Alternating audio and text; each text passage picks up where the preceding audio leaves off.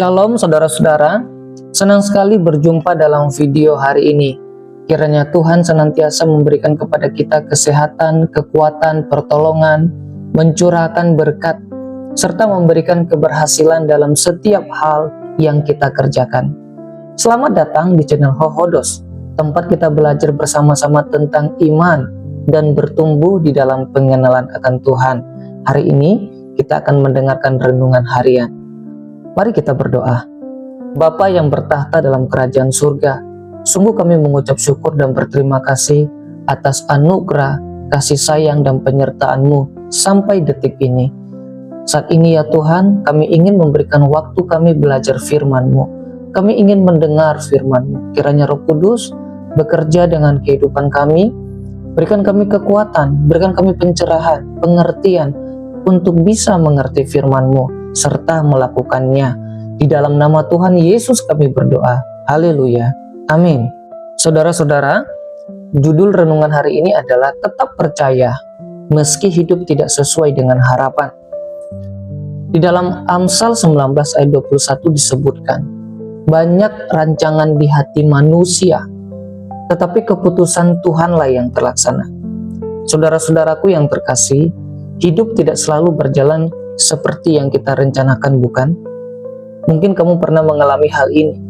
Kamu sudah merancang masa depanmu, kamu sudah berdoa, berusaha dengan sekuat tenaga, tapi ternyata hasilnya tidak seperti yang kamu harapkan.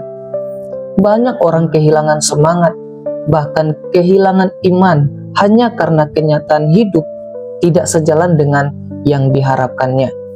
Saudara-saudara, mungkin kamu juga pernah mengalami bahwa doa-doamu seolah-olah tidak terdengar dan rencanamu satu persatu gagal.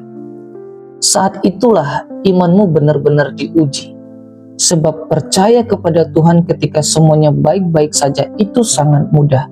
Tapi bagaimana kalau justru semuanya terasa berantakan? Hari ini mari kita refleksikan kehidupan kita dengan satu pertanyaan. Bagaimana kita tetap percaya dan hidup dalam iman ketika realita hidup ini tidak sesuai dengan apa yang kita rencanakan? Oleh karena itu, saudara-saudara, yang pertama, percayalah bahwa Tuhan tetap berdaulat di atas segala rencanamu. Kita boleh merencanakan dan itu baik. Bahkan kita harus punya visi. Tapi kita juga harus sadar bahwa Tuhan tidak terikat oleh rencana kita dan kehendaknya tetap yang utama. Tuhan bukan pelayan dari keinginan kita, tapi Dia adalah Tuhan. Saat rencana kita gagal, bukan berarti Tuhan itu gagal. Justru itu bisa menjadi cara Tuhan menegaskan bahwa Dia tetap pegang kendali. Dan kita dipanggil untuk percaya, bukan mengatur Tuhan. Di dalam Yesaya 55 ayat 8-9 disebutkan, sebab rancanganku bukanlah rancanganmu, dan jalanmu bukanlah jalanku. Demikianlah firman Tuhan, seperti tingginya langit dari bumi, demikianlah tingginya jalanku dari jalanmu, dan rancanganku dari rancanganmu. Saudara-saudara, sebagai contoh yang pertama, saat lamaran kerja ditolak, bisa jadi Tuhan sedang melindungimu dari tempat yang tidak sehat. Kedua, saat hubungan cinta berakhir, bisa jadi Tuhan sedang menyiapkan seseorang yang lebih sesuai dengan panggilan hidupmu. Oleh karena itu, perhatikan. Iman berarti tetap percaya kepada Tuhan, bahkan ketika Dia berkata tidak pada rencanamu. Yang kedua, kenalilah bahwa gagalnya rencanamu bisa menjadi bagian dari rencananya. Saudara-saudara, Tuhan tidak membiarkan segala sesuatu terjadi tanpa maksud. Bahkan rencana yang gagal pun bisa menjadi alat Tuhan untuk menggenapi maksudnya. Kita sering hanya melihat satu bagian kecil dari hidup kita. Tapi Tuhan melihat secara keseluruhan. Ia tahu apa yang terbaik. Bukan hanya untuk kenyamanan kita, tapi untuk kemuliaannya dan pertumbuhan kita.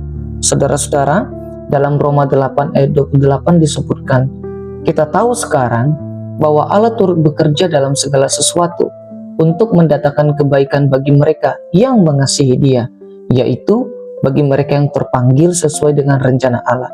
Mari kita refleksikan dengan kisah Yusuf. Yusuf dijual oleh saudara-saudaranya, masuk penjara, dan kemudian dilupakan. Tapi justru itulah jalan menuju rencana Allah, menjadikannya sebagai pemimpin di Mesir. Saudara-saudara, dalam aplikasi praktis dalam kehidupan kita, yang pertama, jangan buru-buru kecewa atau marah saat rencanamu gagal. Tanyakan pada Tuhan, apa yang Engkau mau aku pelajari dari ini? Yang kedua, lihat kegagalan sebagai proses, bukan akhir cerita. Saudara-saudaraku, ingatlah, iman sejati bukan hanya bertahan dalam keberhasilan, tapi bertumbuh lewat kekecewaan.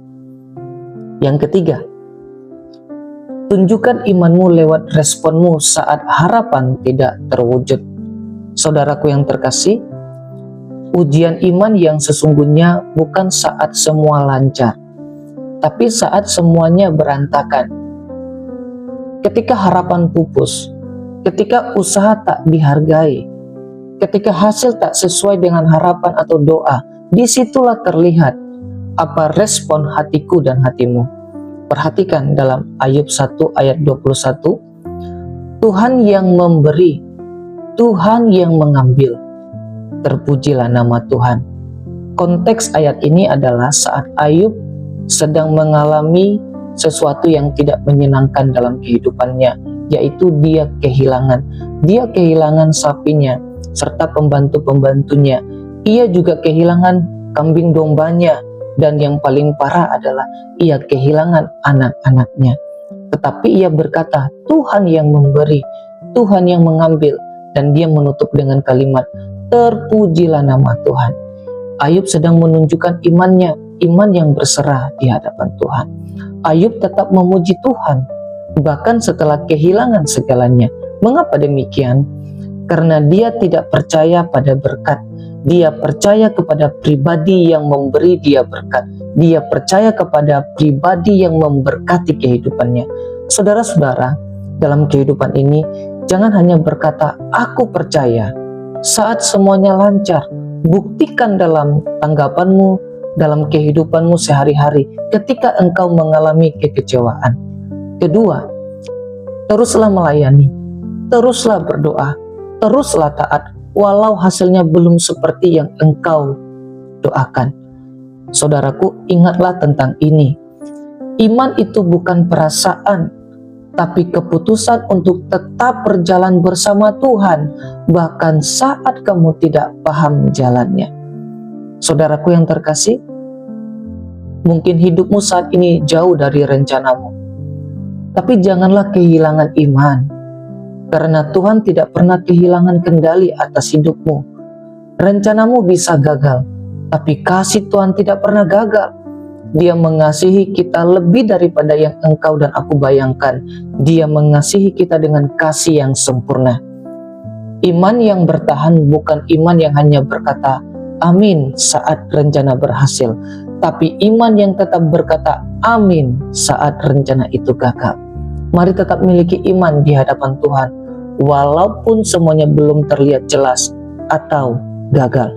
Tetap miliki iman di dalam Yesus Kristus, Tuhan kita. Mari kita berdoa. Tuhan Yesus, ajarkanlah kami untuk terus percaya, bukan karena hidup berjalan sesuai dengan rencana kami, tapi karena Engkau adalah Allah yang setia. Meskipun kami tidak mengerti semua jalan-Mu, kami memilih untuk tetap percaya dan berjalan bersama dengan-Mu. Di dalam nama Tuhan Yesus Kristus, kami sudah berdoa. Haleluya. Amin.